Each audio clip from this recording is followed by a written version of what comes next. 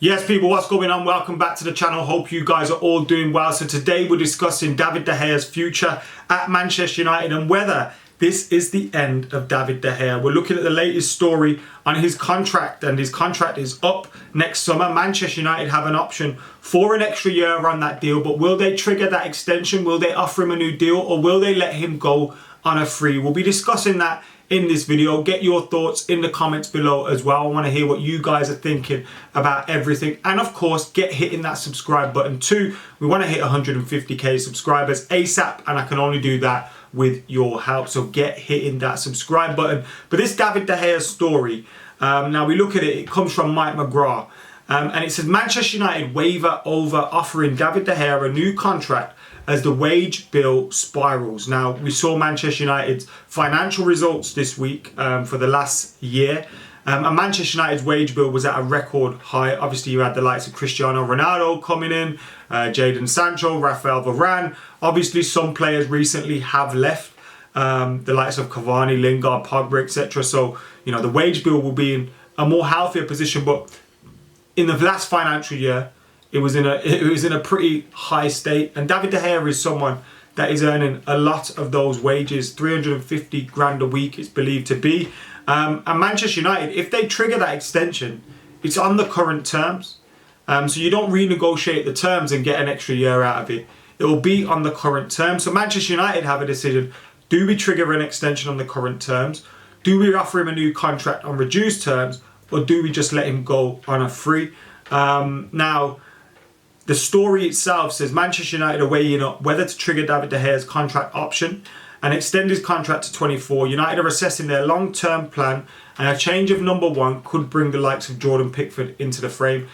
Now, let me deal with that Jordan Pickford thing quickly. Hell no, I do not want to see Jordan Pickford at Manchester United. But in that, you know, on a similar theme, Manchester United may look to move towards a goalkeeper who's a little bit better with his feet, can play that short pass, is not as, you know, he's a bit more press resistant. David de Gea, we've had to alter the game that Ten Hag wants to play. We go a little bit longer from the goalkeeper at times.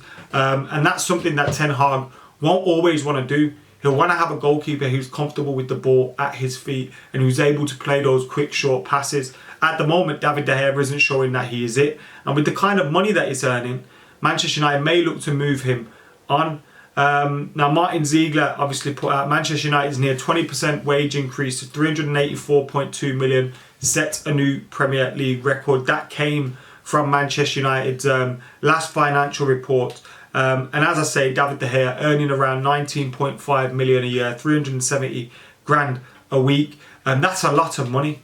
And Manchester United can rid that off their way. Now, look, I don't normally, you know, play into the how much wages is someone making, or I don't really care that much about transfer fees and all those kind of things, as long as it's not in the Glazers' pockets. But we do have to look at this and say, is this a sensible thing to be doing? Cristiano Ronaldo is going to leave soon, so you're going to have David de Gea probably sitting at the top of the wage bill. He's a player whose best years are behind him. I still think he's a reliable goalkeeper, but I think there's, you know, United's interest here would be to renegotiate a new deal on reduced terms for maybe 2 or 3 years. Now, David de Gea isn't going to have a whole host of offers coming in for him.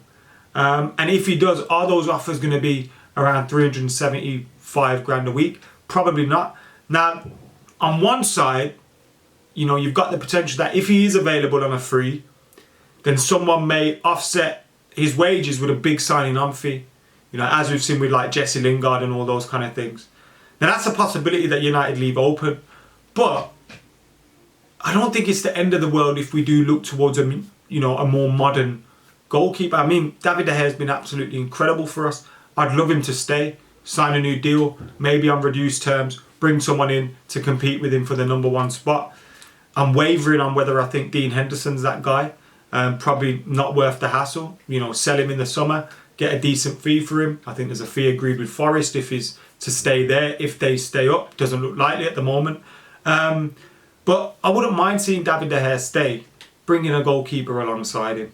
But the wages are a problem. And if you're triggering that extension, you're giving him another year, you know, is that healthy for the dressing room? Is that healthy for the squad? Is that healthy for our position? I don't know. I don't think so. And I love Dave. I think he's been incredible for us. He's been fantastic. But sometimes you gotta just wait up. The last thing United should do is just trigger that extension, because I don't think. Look, maybe someone comes in for him in January, but I don't think that's a likelihood right now. Maybe renegotiate, play smart, you know, and then leave a little bit more wage bill for another goalkeeper to come in. And someone that's more likely to battle for that number 1 spot than a Dubravka or Heaton. So that's my thoughts on that situation. Let us know what you think in the comments below. Should Manchester United trigger the extension on David de Gea's contract? Could this be the end of him? Could we see him leave at the end of this season? Let us know your thoughts in the comments below, because Ten Hag's shown he's not scared to make the big decisions. You know, he's happy to leave Cristiano Ronaldo, Harry Maguire on the bench. He's shown he's not scared to do that. And this summer, I don't think he would have wanted to rock the boat too much in terms of the goalkeeper and all this, that. You know, we had a lot of business we had to do elsewhere, and we even had positions that we didn't fill. So when you've got someone like David de Gea, you're probably more inclined to keep him than let him go. But I think, you know, once we get a few more of Ten Hag signings in, I think goalkeeper as a position is definitely going to look at changing. It's been international break. Obviously, we're a week to go until Manchester United are in action again against Manchester City. And Diogo Dalot getting a brace for Portugal. Very good brace as well. One was a goal poacher's goal inside a 6-yard box. One was a finish from outside the box. Bruno getting a goal and assist. Ronaldo getting an assist. Eriksen getting a goal. Fantastic goal as well. Varane and Martinez keeping clean sheets. Shock horror. It's been a pretty decent weekend for most of Manchester United's international players. Diogo Dalot's an interesting one, isn't he? When he came to the club, he was highly rated. You know, one of the best young fullbacks around in the world, according to Jose Mourinho at the time. And I think we are now beginning to see a little bit of that promise, a little bit of that potential in terms of attacking, in terms of defensive. He's getting better. I think it helps that we've got a good coach at the moment who focuses on fullbacks and focuses on his defenders' ability to bring the ball out, because we know that Diogo Dalot is comfortable at doing that. We've always known that he had to sharpen up his game maybe a little bit defensively. That's happened too. When you've got a little bit more of a balanced midfield, it helps your fullbacks too. You know, when you use Liverpool, for example, over the years, Trent doesn't get that freedom that he has without, you know, the likes of Fabinho and Henderson cleaning up for him. So Manchester United having a much better midfield, much better defence has enabled our fullback to be a lot better. And Diogo Dalot has improved as the season's gone on. And long may it continue, because the potential is there. The potential is definitely there. But yeah, let us know your thoughts in the comments. Make sure you're keeping it like, comment, share and subscribe. And until next time, I've been AdamMcKola. Could this be the end of David de Gea?